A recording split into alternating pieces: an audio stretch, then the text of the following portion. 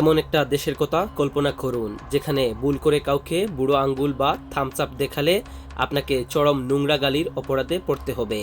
যেখানে মাত্র $1 কিনতে পকেট ভর্তি লাখ লাখ টাকার নোট নিয়ে আপনাকে ঘুরতে হয়। আর সবচেয়ে অদ্ভুত ব্যাপার, যে দেশের কঠোর ইসলামী আইনের কথা শুনে পুরো বিশ্ব কাঁপে, সেই দেশেই আবার আইন করে মাত্র 1 ঘন্টা অথবা একদিনের জন্য চুক্তিভিত্তিক বিয়ে করা সম্পূর্ণ বৈধ। রহস্য আর কঠোর কানুনে ঘেরা এই রহস্যময় দেশটির নাম ইরান। কিন্তু পৃথিবীর মানচিত্রে এতটা আলোচিত সেই দেশটির আসল সত্যটা আসলে কি? কেন বিশ্বের সিংহভাগ মুসলিম দেশের সাথে তাদের এত অমিল? চলুন আজ পর্দা উন্মোচন করি ইতিহাসের সবচেয়ে রহস্যময় এই ভূখণ্ডের। আরব বিশ্বের অন্যতম শক্তিশালী একটি দেশ হচ্ছে ইরান, যার বর্তমান জনসংখ্যা প্রায় 9,35,00,000-এর কাছাকাছি। জনসংখ্যার দিক থেকে এটি বিশ্বের 17তম বড় দেশ। ইরানের মোট আয়তন প্রায় 16,48,000 বর্গ কিলোমিটার।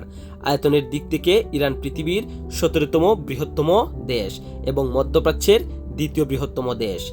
ইরানের প্রধান এবং সরকারি ভাষা হলো ফার্সি, তবে ফার্সি ছাড়াও দেশটির বিভিন্ন অঞ্চলের মানুষ বিভিন্ন ভাষায় কথা বলে। আজেরি বা তুর্কি উত্তর পশ্চিমাঞ্চলের একটি বড় অংশ আজেরি বা তুর্কি ভাষায় কথা বলে। কুর্দিস্তান অঞ্চলের মানুষের ভাষা কুর্দি। লুরি ও আরবি বেলুচি ভাষার প্রচলন রয়েছে এই ইরানে।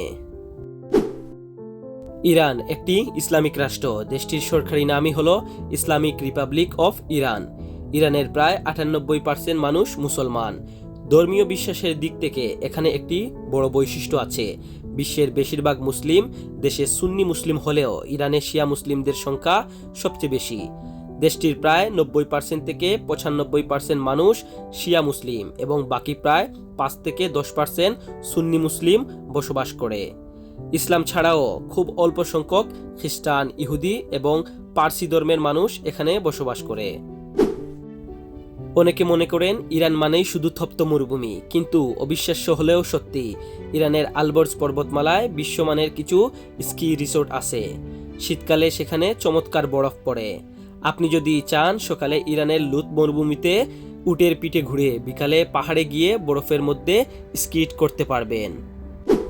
বিশ্বের প্রায় সব দেশেই থামস আপ মানে অল দ্য বেস্ট, দারুণ বা ঠিক আছে, কিন্তু ইরানে ভুলেও কাউকে বুড়ো আঙ্গুল দেখাবেন না।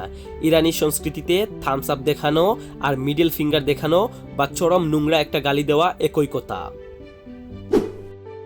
ইরানে তুরাফ নামের একটি সামাজিক নিয়ম বা কালচার আছে যা বিদেশিদের চরম বিভ্রান্তিতে ফেলে।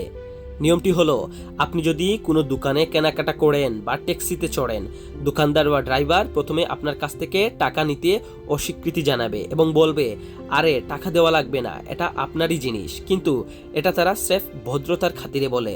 আপনাকে জোর করে 3-4 বার সাদার পর ঠিকই টাকাটা দিতে হবে। আপনি যদি প্রথমবারেই ধন্যবাদ বলে টাকা না দিয়ে চলে যান, তবে আপনি চরম অপরাধ করে ফেলবেন। ইরানের সবচেয়ে আলোচিত আইনগুলোর একটি হলো নারীদের পোশাক সংক্রান্ত বিধিমালা। 7 বছরের বয়সী যে কোনো নারী ঘরের বাইরে বের হলে মাথায় স্কার্ফ এবং ঢিলেঢালা পোশাকে আবৃত রাখা বাধ্যতামূলক।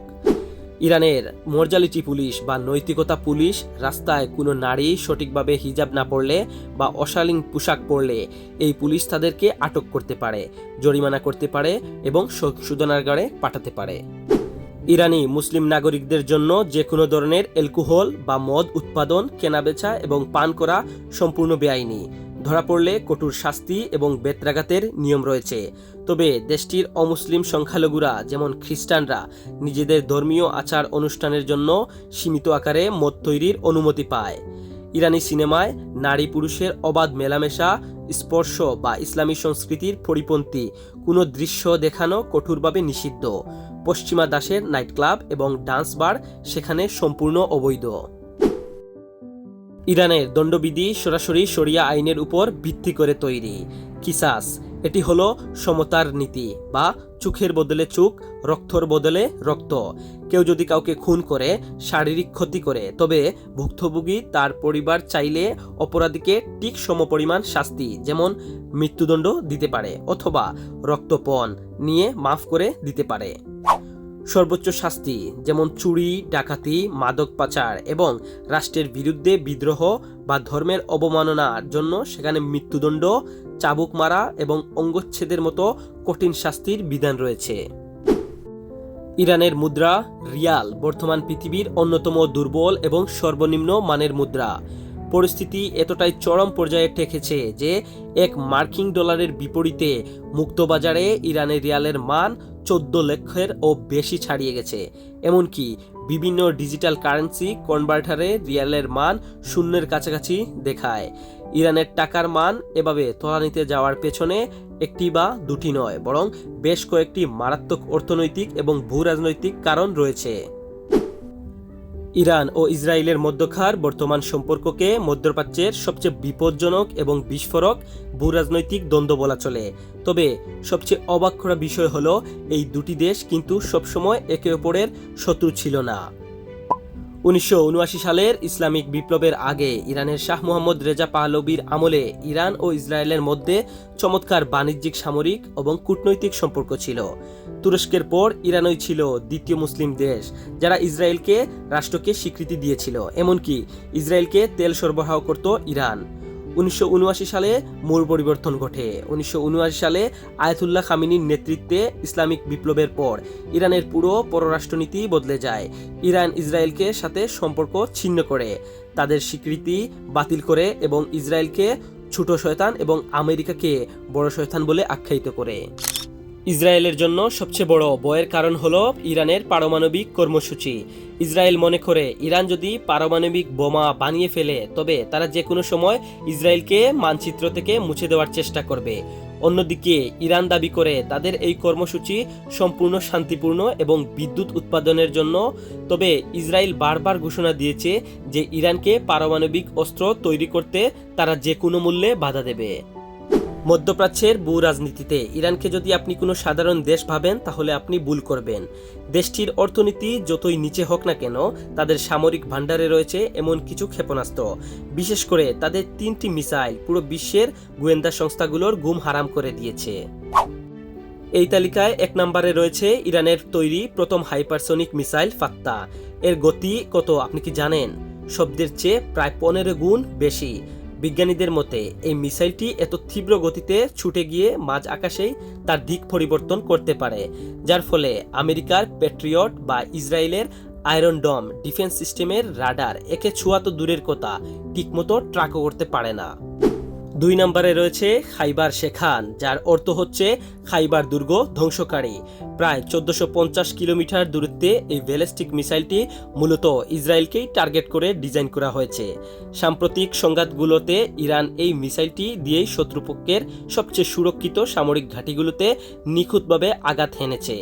এর বিশেষত্ব হলো এটি উৎক্ষেপণের মাত্র কয়েক মিনিটের মধ্যেই টার্গেটে পৌঁছে ধ্বংসযজ্ঞ চালাতে পারে।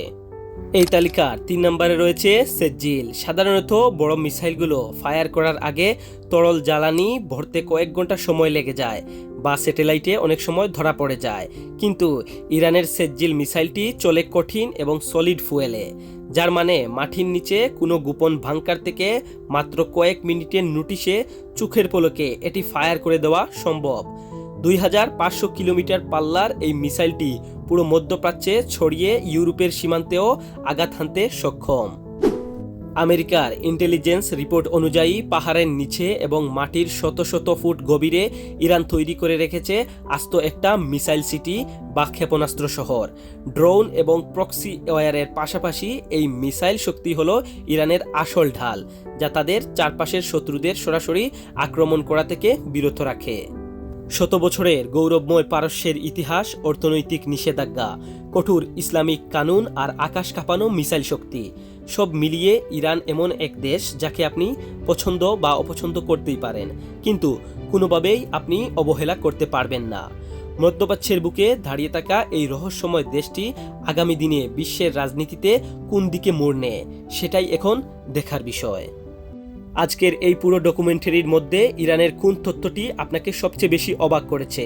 তাদের কঠোর হিজাব আইন নাকি শব্দের চেয়ে 15 গুণ দ্রুত হাইপারসনিক মিসাইল? আপনার মতামত অবশ্যই নিচে কমেন্ট করে জানান। ভিডিওটি ভালো লাগলে একটি লাইক দিন এবং এমন রোমাঞ্চকর ভিডিও পেতে আমাদের চ্যানেলটি সাবস্ক্রাইব করে রাখুন। ধন্যবাদ।